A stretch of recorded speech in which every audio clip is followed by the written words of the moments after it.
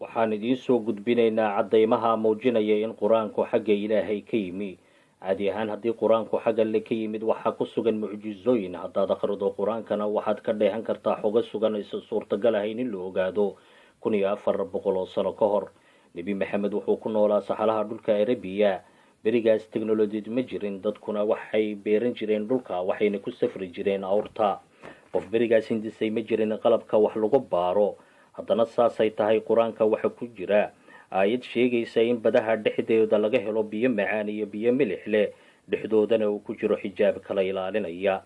caalimka weyn ee badaha ku takhasusay ee John Eve Cousteau ayaa waqti dhow ka shafay arrinkan isagoo isticmaalay gujis badda hoosteeda quusa, wuxuuna tijaabooyin ka qaaday biyaha badweynta. yaa ogaan karay 1400 oo sano ka hor inay jiraan xayndaabyo kala ilaalinaya inay isku darsamaan biyaha badweyntu. waxaa ku qoran qur-aanka in koonkiiyo samaawaadka lasii ballaariyo mar walba, xidiguhuna ay sii kala durkaan. sanadii 1920 oo keliya unbaa la ogaaday iyadoo la isticmaalayo aaladda teleskobka ee xidigiska in samadu ay intaasi ballaaranayso. 1400 oo sano ka hor say ugu suurto gashay nebi maxamed inuu arrinkan ogaado. waxaynu ognahay in buuruhu ay yihiin dhidibyo adag oo ay leeyihiin xidido. haddii aysan jirin buuruhuna waxaa mar walba dhici lahaa dhul gariiri iyo masiibooyin joogta ah. waxaana hadda uun la ogaaday in buuruhu ay qeyb ka yihiin deganaanshaha dhulka. yaa ogaan karay 1400 oo sano mar kale in buuruhu ay yihiin qaybo ka yihiin deganaanshaha sallaxa dhulka. waxaa ku qoran qur-aanka in ilaahay ka abuuray 7 samaawaad iyo dhulka raqam isku mid ah oo ka dhigan 7. waxaana hadda uun la ogaaday in qalabka dhulka lagu xafaaro markii la isticmaalay in dhulkan aynu ku noolnahay uu ka kooban yahay 7 qaybood oo kala sarreysa oo kala ah maraaska gudaha ee adaga, maraaska kore ee dareeraha, lakabka dahaarka hoose, dahaarka dhexiyo dahaarka sare iyo ugu dambeyn litosfeerka. yaa ogaan karay 1400 oo sano ka hor arrinkan. waxaa kale oo ku xusan qur-aanka in geeduhu ay ka kooban yihiin lab iyo dhedig. baaritaanka cilmiga jinsiga ee geedaha ay u sameeyey Rudolf Jacob 1860 ayaa arrinkan lagu kashifay. nebi maxamed se wuxuu sii ogaa 1400 oo sano ka hor. qur-aanka waxa uu micneeyey marxaladaha kala duwan ee uu maro abuurka oo ka dhigan sida ilmuhu ugu dhex barbaaro raxinka hooyada. Professor Kate Moore oo haysta jaayisada Nobel Prize ee cilmiga abuurka ugxanta ayaa qiray in tabta qur-aanka u tilmaamay inay u dhacdo marxaladaha kala duwan ee abuurku, wuxuuna caddeeyey in arrinkan aan la ogaan karin 1400 oo sano ka hor. wuxuuna sheegay in macluumaadkan uu siiyey nebi maxamed calayhi salaatu wasalaam ilaaha wax abuura oo keliyihii. tusaale ahaan qur-aanka waxa uu sheegay in ilmuhu marka uu abuurmo uu egyahay calaqa, waana sawirka ugu fiican ee markaa lagu eego qalabka iskaanerka sida uu ugu dhego rixinka. xaggaa waxaa kaaga cad in qur-aanka kariimka uu si fiican ula jaan qaaday cilmiga sayniska ee maanta. kuwa aaminsan in qur-aanku koobigareeyey kutubyo ama ilbaxnimo hore oo jiri jiray waa inay ogaadaan in dad badani ay fikirkan maareen, laakiinse taariikhda mar walba waxay ku dhici jireen khaladaad badan oo markii dambe la saxay. haddaba tusaale ahaan waxaad u soo qaadataa 2 arday oo kala qishay imtixaan. ardayga laga qishay haddii 16 uu helay, ka qishay isna ma dhaamayo 20 ma helayay, wuxuu keenayaa un 16, waayo wuxuu koobigareeyey jawaabtii saxda ahayd iyo jawaabtii khaladka ahayd labadaba. haddaba haddii qur-aanku koobigareeyey ilbaxnimo hore, maxay ku dhacday in qur-aanka uu kala saaro saxda iyo khaladka? maxay ku dhacday in qur-aanka laga waayo xaqiiqooyin isdiidaya iyadoo nebi maxamed uu kalsooni ku qabo wax walba uu sheegayo inay run iyo xaqiiqo yihiin?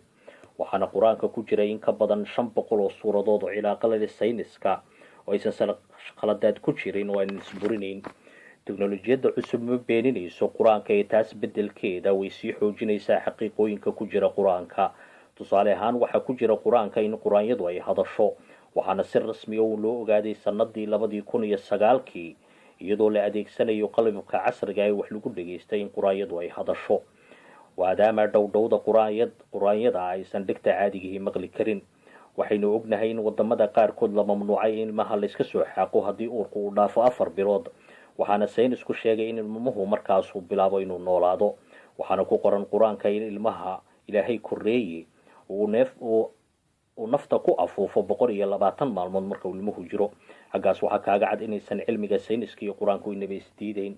waxaana la sugay in la helo farsamada cusub ee ecographiga iyo skyneska iyo IRMta si arrinkan loo ogaado 1400 sano ka horna waxay ku taalay qur-aanka. waxaynu ognahay in bilowgii koonka uu jiray oo keliya uuriya gaas duuban oo markii dambe qaraxyo ku bilaabmay. haddaba qaabkii uu koonku u asaasmay waxay ku qoran tahay kitaabka qur-aanka ah. sharaxaada waxaa loo yaqaan saynis yahanada reer cadaanku ay u yaqaaniin bing bong ama asaaska koonkana waxaa la fahmay qarnigii 20aad xagga qur-aanka uu ku qornaa qarnigii 7aad. waxaa qur-aanka ku qoran in shinnida dhidig ay gurto miraha ubaxa. haddaba muxuu qur-aanku uga hadli waayey shinnida kiisa dhidig oo uga hadlay shinnida kiisa laba uga hadli waayey? waxaana hadda la ogyahay in shinnida kiisa dhidig uu leeyahay unugyo aysan lahayn kiisa lab oo miraha uusan guri karin ama uusan ururin karin. waqti dheer ayay dad badan ay aaminsanaayeen in dhulku uu yahay mid fidsan oo sallaxa. qarnigii 1577 ayaa Francis Drake oo kusoo wareegay dhulka uu cadeeyay in dhulku uu wareegsan yahay. qur-aankuse 1000 sano ka hor ayuu cadeeyay in dhulku wareegsan yahay. intaas kuma ekaanay wuxuu tusaale ahaan usoo qaatay ukunta goroyada. haddii aad u fiirsato ukunta goroyadu ma wareegsana keliya waxay ka malaasan tahay madaxa kore iyo gadaasha dambe, waxaana lagu tilmaamay inay tahay geospheric.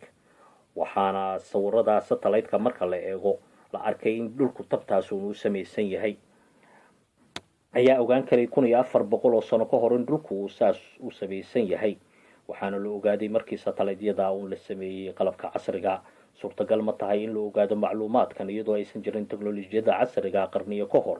qur-aanku wuxuu ka hadlaa culumta xidigiska, samaawaadka, cilmiga physics-ka, cilmiga geologiga iyo biologiga iyo cilmiyo fara badan oo kale.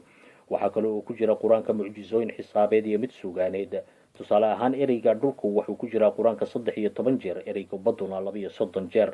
marka la isku daro waa 45. marka boqoley laga dhigana xajmiga baddu ay ku fadhido dhulkan inuu korkeeda ku nool nahay waa 170%. dhulkan inuu korkeeda ku nool nahay xajmigiisuna waxa uu leeyahay 920 marka boqoley laga dhigo. waxaa xagga kaaga cad in qur-aanku ka yimid xagga alle oo qof bini aadami uusan alifin. teknolojiyada ugu casrisan adduunku ma awoodo inay samayso xawayaanka kiisa ugu yar ama ubaxa. ilaahay waxa uu abuuray ma abuuri karno. ciddii ilaahay jiritaankiisa rabtaa inay ogaato ha fiirfiiriso hareeraheeda, dabeecadda, insaanka, biyihii cadceedda, gadgadoonka habeenkii iyo maalinta sida ilaahay ugu abuuray oo weliba uu u sakhiray. waxaana cid walba ugu suran aayaad cidda fikiraysa ee rabta inay wax ogaato.